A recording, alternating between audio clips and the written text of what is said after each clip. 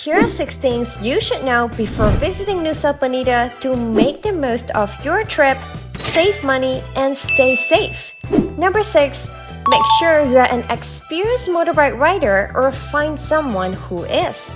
Trust us when we say you need to ride a motorbike in Nusa Penida.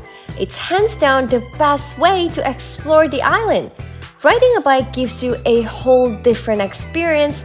You really get to feel the wind, take in those amazing views, and soak up the island's vibe. Plus, you can stop whenever and wherever you want. You'll have total freedom to explore without worrying about schedules or waiting for drivers. Some areas of the island can get pretty congested during peak hours, but on a motorbike, you can easily avoid all that. Even better, you'll get to discover hidden gems that are tricky to reach by car. And of course, it's a huge money saver compared to renting a car. Save money, save time, it's a win-win. But here's the thing, you need to be an experienced rider or you'll want to team up with someone who is. The roads in Nusa Penida can be challenging, especially for beginners. There are hilly areas, rocky paths, and potholes that pop up out of nowhere. If you're not used to riding in these conditions, it's easy to get distracted or lose balance. So, make sure you're not new to riding a motorbike or go with someone who has solid riding skills. Point number 5. People here are super chill. Another reason we love the vibe in Nusa Penida is because the locals are super nice and easygoing.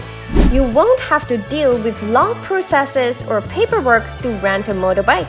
Seriously, someone might just come up to you, ask if you're interested in renting a bike, and if you're cool with the price, then boom, it's a deal.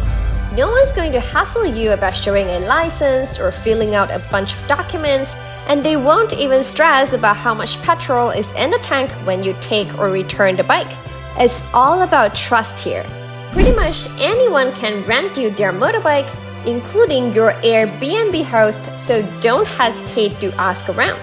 And here's a tip, don't rush into renting one right at the harbor when you arrive.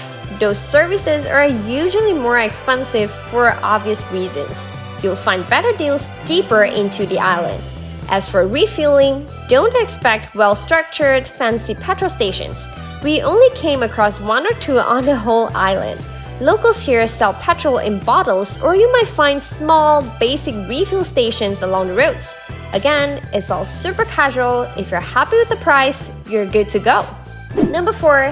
Please wear sunscreen and bring a jacket. When you're out exploring Nusa Penida, make sure to bring your sunscreen. And we mean for your whole body, not just your face. The sun can be blazing hot, and trust us, you'll regret it if you don't protect your skin. We had to learn this the hard way after getting some serious sunburn. Our skin was in so much pain that we even had trouble sleeping or taking shower, and we really wished we had taken better precautions. Don't repeat our mistake. And if you're riding a motorbike, definitely bring a jacket. It'll protect you from the sun and make your ride a lot more comfortable. These simple precautions can save you a ton of discomfort and keep your skin safe while you explore the island. Hey, do you enjoy what you're watching? If yes, hit the subscribe button so that more people get to discover and benefit from this video. Number 3, bring enough water. Make sure to bring plenty of water when exploring Nusa Penida, and here's why. First, while you can buy water at the popular tourist spots, it's expensive since you're in a tourist area. Second, if you love hiking, you'll definitely need it. Most of the beaches, like Kelingking and Diamond Beach, start with a downhill hike, which feels easy at first, but the uphill return is the tough part. On our way downhill, we saw people sitting along the trail, totally drained under the blazing sun. Some asked us for water, and some even looked close to having heat stroke. We didn't understand why at first, because the trail seems pretty short, but once we hiked back up, we got it. It's not a long trail, but going uphill in the heat is super exhausting. Every step is a challenge. Thank God we brought enough water, not just for ourselves, but also to spare for those tired tourists. So the takeaway is to know your body. Hiking down feels effortless, but the climb back up is where it gets hard. Make sure to save enough water for the return trip, and if you're unsure about the hike, it's fine to stay at the top. The views are amazing from there too. Number 2, stay safe. The hiking trails in Nusa Penida can be a bit sketchy. They're rocky, uneven, and there's no proper fencing. Just some ropes, and if you slip, there's nothing to catch you. The cliffs don't have fences either, so please be extra careful. We know you want to get those perfect shots, but trust us, it's not worth risking your safety. The real danger though is the sea. It's super tempting to head down for a swim, but if you check online, there have been too many near-death and even fatal incidents here. The waves might look calm, but those tourists probably thought the same. No one in their right mind would jump into crazy waves on purpose, but when the waves hit, it's already too late. So pay attention to all the signs. If it says swimming is prohibited, don't test the waters. And some areas might be restricted, but they're blocked off for a reason. It might seem fine to sneak in for a quick photo, but trust the locals and the signs. Better safe than sorry. Number 1, stay over.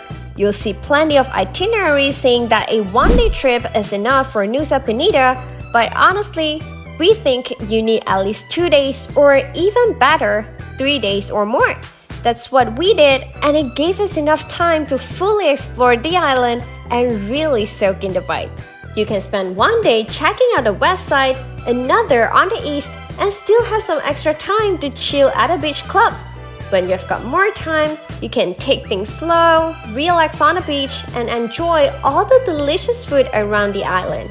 We stayed for 3 days, and one thing that really surprised us was how good the food was everywhere. Even the small cafes that looked empty had surprisingly decent food.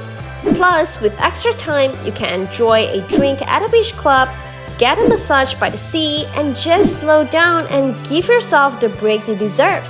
And if you ask us, staying within walking distance of the harbor is a smart move. It'll save you money and the hassle of rushing to rent a ride as soon as you arrive. But hey, that's just our opinion. And that's a wrap for our video today. If you love our content, make sure to subscribe to our channel now. And for more amazing country facts, check out the next videos here. See ya!